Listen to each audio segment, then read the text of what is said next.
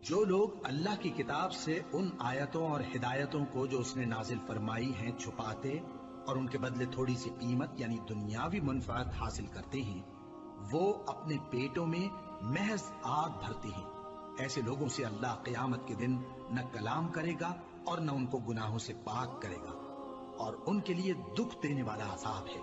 ये वो लोग हैं जिन्होंने हिदायत छोड़कर, गुमराही और बख्शिश छोड़कर अजाब खरीद लिया। ये आतशे जहन्नम की कैसी बर्दाश्त करने वाले हैं। ये इसलिए कि अल्लाह ने किताब सच्चाई के साथ नाजिल फरमाई, और जिन लोगों ने इस किताब में इख्तिलाफ किया वो जिद में आकर नेकी से दूर हो गए हैं।